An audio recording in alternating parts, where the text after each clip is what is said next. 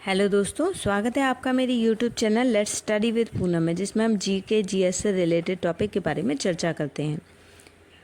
तो आज हम शुरू करने वाले हैं वन नेशन वन इलेक्शन के बारे में। तो चलिए शुरू करते हैं।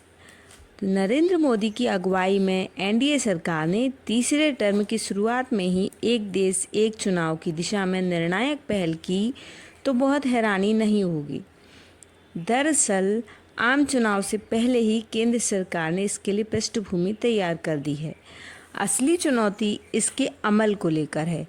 भले बीजेपी दावा कर रही है कि न सिर्फ एनडीए के सभी दल बल्कि विपक्षी दल इस मुहिम के साथ हैं, लेकिन सवाल तब उठेंगे जब इन दलों की अगुवाई वाली सरकार के सामने फैसले लेने की बेला आएगी।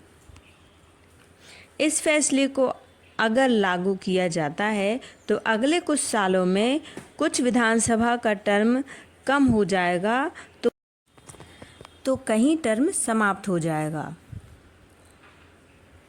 समाप्त होने के बाद राष्ट्रपति शासन लगाना पड़ सकता है। वहीं सरकार इस बारे में शीतकालीन सत्र में विल लाकर सियासी रूप से आकलन कर सकती है। हालांकि सरकार ने संकेत दे दिया कि अभी सिर्फ कमेटी के अनुशंसा को कैबिनेट ने स्वीकार किया है। इस पर निर्णायक रूप से बैठने से पहले मंथन का गहरा दौर अभी और चलेगा। सभी संबंधित पक्षों से चर्चा की जाएगी।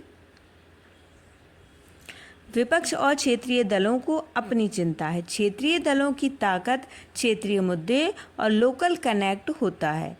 अगर एक साथ लोकसभा और विधानसभा चुनाव हुए तो वह राष्ट्रीय परिदृश्य के प्रभाव से सिमट जाएगा, जो क्षेत्रीय दलों की ताकत को कम कर सकती है। आंकड़े भी इस बात की गवाही देते हैं। 1952 से लेकर अब तक देखें तो जैसे जैसे चुनाव अलग अलग होने लगे, क्षेत्रीय दलों की ताकत बढ़ने लगी। 60 के दशक तक देश में सभी लोकसभा और विधानसभा चुनाव साथ होते थे। उस वक्त केंद्र से लेकर राज्य तक कांग्रेस की ही सरकार थी। इन्हीं तर्कों के आधार पर अधिकतर दल, खासकर क्षेत्रीय पार्टियां, इस प्रस्ताव के खिलाफ दिखती हैं। ऐसा नहीं है कि सभी क्षेत्रीय दल इसके खिलाफ हैं। जेडीयू, बीजेडी, वाईएसआर जैसे दल इसे मुद्दा नहीं मानती। बीजेपी शुरू से लोकसभा और विधानसभा चुनाव को साथ कराने के पक्ष में रही है। पार्टी के दिग्गज नेता लालकृष्ण आडवाणी इसके सबसे बड़े पक्षधर नेताओं में रहे हैं। उन्होंने इसके लिए आम राय बनाने की सबसे पहले पहल की थी। 2014 के लोकसभा चुनाव में भी बीजेपी के घोषणा पत्र में जिन चुनावी सुधार का जिक्र किया गया है, उसमें यह बात शामिल भी है। एक साथ चुनाव कराए जाने के पीछे पैसा और मशीनरी की बचत का तर्क दिया जाता रहा है। आम चुनाव से ठीक पहले केंद्र सरकार ने एक देश एक चुनाव को लेकर कमेटी गठन का आदेश जारी किया था। पूर्व राष्ट्रपति रामनाथ कोविंद को कमेटी का चेयरमैन बनाया गया। साथ में 7 मेंबर बनाए गए। केंद्रीय गृह मंत्री अमित शाह भी मेंबर में शामिल हैं। कमेटी से कहा गया था कि वह देश में एक साथ चुनाव कराए जाने के मुद्दे का परीक्षण कर सिफारिश करें।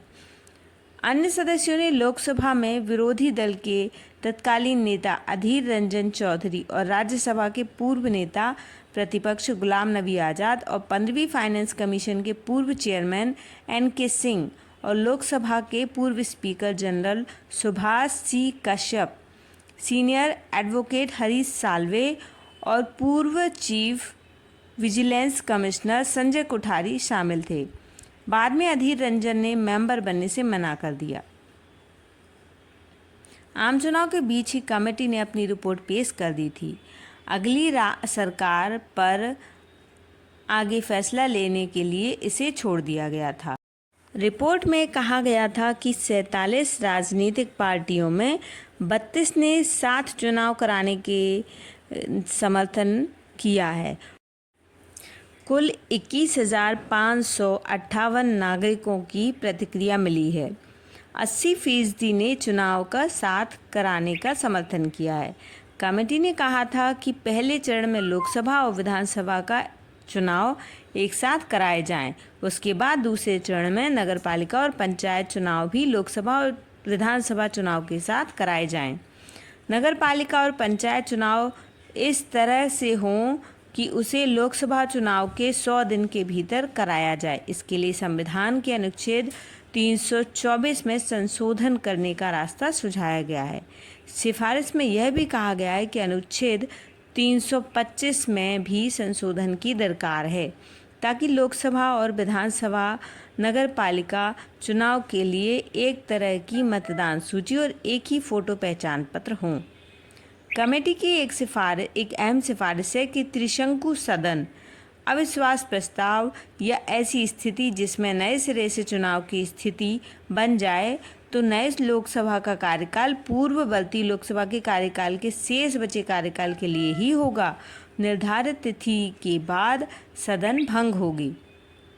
इसी तरह विधानसभा में भी अगर नए चुनाव की स्थिति बनती है तो नया विधानसभा का कार्यकाल लोकसभा के पूर्ण कार्यकाल की अवधि तक ही होगा।